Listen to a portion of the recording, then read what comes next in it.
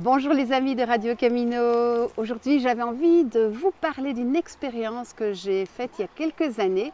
C'est de parcourir le chemin pendant une bonne semaine avec seulement 2 € par jour. Il s'agit bien entendu d'une démarche spirituelle, d'une sorte d'abandon à la providence et certainement pas de la réalité économique du chemin de Saint-Jacques aujourd'hui. Concrètement, si aujourd'hui vous voulez parcourir le chemin de Saint-Jacques avec un très petit budget, que ce soit en France ou en Espagne, il faudra tabler sur un minimum de 10 € par jour, en moyenne. Ça veut dire avec 10 € vous allez uniquement acheter la nourriture dans les petites épiceries parce qu'il n'y a pas beaucoup de supermarchés sur le chemin. De temps en temps, vous pourrez vous offrir une petite bière, bien sûr, un kebab, mais voilà, on ne va pas faire des grosses folies et évidemment jamais dormir en gîte ni aller au restaurant.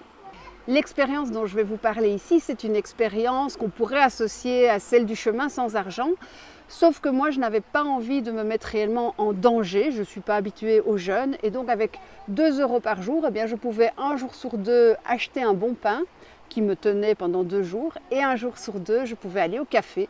C'était une excuse surtout pour recharger mon téléphone et utiliser des sanitaires où je pouvais soit me laver les cheveux, faire un peu de toilette ou de lessive. J'ai vécu cette expérience sur le GR65, c'était entre Figeac et Moissac, environ donc 8 jours, c'était la fin de mon chemin, j'étais vraiment en pleine forme tant physique que morale et donc je me suis autorisée à voir ce qui se passait si je marchais comme ça pratiquement sans argent. Et pour pimenter un petit peu l'expérience, j'ai également laissé mon sac et je suis partie uniquement avec un sac de couchage, une brosse à dents et une bouteille d'eau, donc vraiment dans le plus total dépouillement et dans l'idée de m'abandonner à tout ce qui viendrait sur le chemin.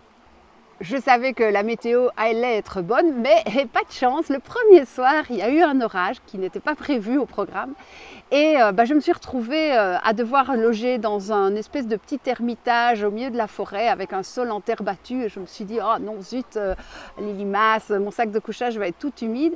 Et bien figurez-vous qu'au fond de ce petit ermitage, là dans la pénombre, j'ai découvert quoi? Un petit matelas qu'un pèlerin avait laissé et qui m'a bien servi ce soir-là et pour les soirs suivants d'ailleurs.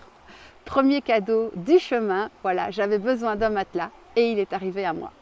Au niveau de la nourriture, donc je n'aime pas du tout jeûner, mais là j'étais prête à ne pas manger plus que mon pain. Et puis un jour je vois des melons qui avaient été jetés par un agriculteur au bord du chemin. Et je ramasse un melon éclaté et puis en fait l'agriculteur il descend de son tracteur un peu en catastrophe et il vient vers moi et je me dis oulala, je redépose le melon et en fait il arrive avec un grand sourire et 2 beaux melons et il me dit hey, vous n'allez pas manger les melons par terre, hein, sinon vous allez dire que je fais de la merde. Et je me retrouve avec 2 magnifiques melons que je ne savais même pas porter parce que j'avais mes bâtons. Et à ce moment-là, je rentre dans une boulangerie et je demande au boulanger est-ce que je peux vous acheter un pain? Et il me dit oh non, il n'y a plus de pain. Et je dis peut-être un pain de la veille. Et il me dit ah oui, voilà, tenez. Et puis je dis combien je vous dois? Et il me dit non, je vous le donne. Et là, je lui donne un de mes melons. Et ce qui est extraordinaire, c'est que non seulement je n'ai pas eu besoin d'argent ce jour-là pour manger, mais en plus c'est moi qui ai commencé à faire des cadeaux. Et en ouvrant les yeux, je me suis rendu compte qu'il y avait de l'eau délicieuse dans les sources, qu'il y avait des fruits qui tombaient des arbres, qu'il suffisait de les ramasser et que non seulement j'en avais pour moi, mais je pouvais aussi partager ça avec d'autres pèlerins. Et donc j'ai vraiment été étonnée que finalement, dans cette démarche où bien c'était moi qui avais besoin, c'était moi qui avais l'impression de faire des cadeaux. Parfois c'était un petit peu difficile, notamment quand je passais dans des villes-étapes où il y avait des pèlerins parce que fatalement je ne pouvais pas aller avec eux au bar, boire une bonne bière ou au gîte ou au resto. Et donc c'est vrai que c'est un chemin où finalement je me suis volontairement exclue de tout le circuit pèlerin, de tout le circuit de consommation finalement.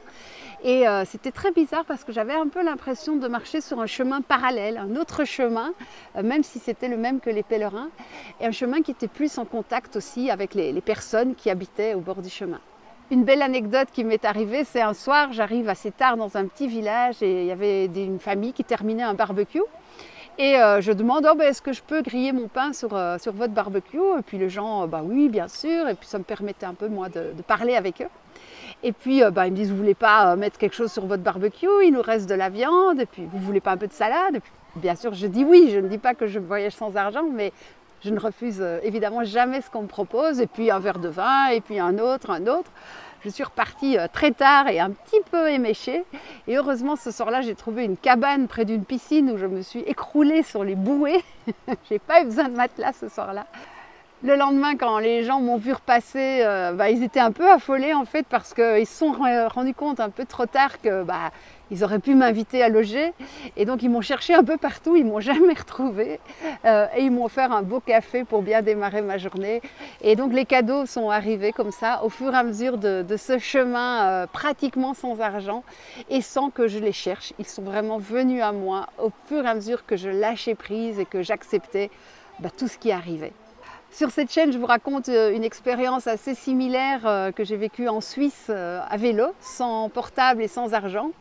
Et c'est toujours la même conclusion qui me vient, c'est oui, on peut se permettre ce genre d'expérience, on peut s'abandonner complètement à la providence, peut-être pas pour l'entièreté de votre chemin, mais pourquoi pas tenter cette expérience de se faire tout petit devant le grand mystère et de découvrir tout ce qu'on a à recevoir. En tout cas, c'est tout ce que je vous souhaite et puis je vous dis à bientôt pour d'autres vidéos. Ciao!